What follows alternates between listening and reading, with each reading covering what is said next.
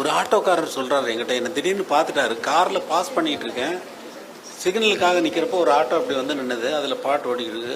Sir அப்படின்னா, சரி நீங்கள் மட்டும் இல்லைன்னா என் பொண்டாட்டியை நான் கழுத்தை நெரிச்சே கொண்டு இருப்பேன் சார் அப்படின்னு.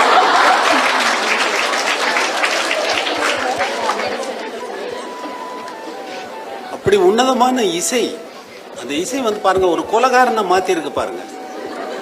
இல்லை அவன் விட்டுருந்தா கொலை பண்ணியிருப்பான், நிஜமாவே கொலை பண்ணியிருப்பான்.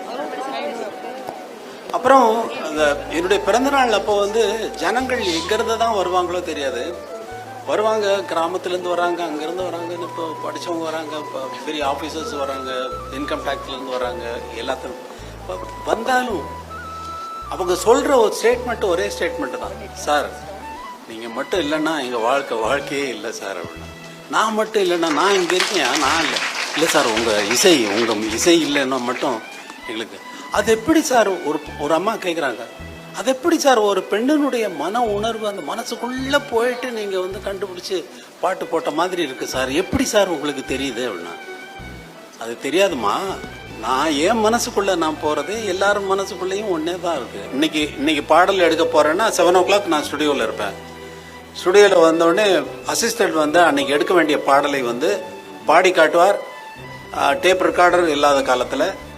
அப்புறமா வந்து டேப் ரெக்கார்டர் வந்தோடனே இந்த டியூனை ப்ளே பண்ணுவார். ஓ இந்த பாட்டு தான் எடுக்கிறோமா, இது டூயட்டு, இது வந்து அப்படின்னு சொல்லிட்டு மியூசிக்கை கம்போஸ் பண்ண ஆரம்பிப்பேன். அது வந்து ஒரு 30 minutesல, ½ an hourல இந்த ஆர்கஸ்ட்ரேஷன்ஸ் ஃபுல்லாக அந்த பாடல்களாக என்னென்ன வாத்திய கருவி என்னென்ன வாசிக்கணும் என்னென்ன எல்லாமே க்ளீனாக வந்துடும் 30 minutesல.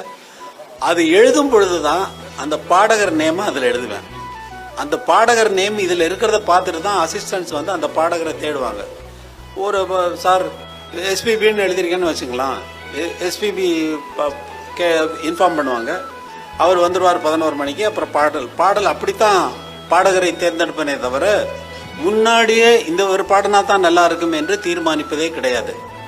அந்த நேரத்தில் யார் வருகிறார்களோ என் மனதில் என்ன தோன்றுகிறதோ அந்த பாடகர் தான் அந்த பாடலை பாடுவார்.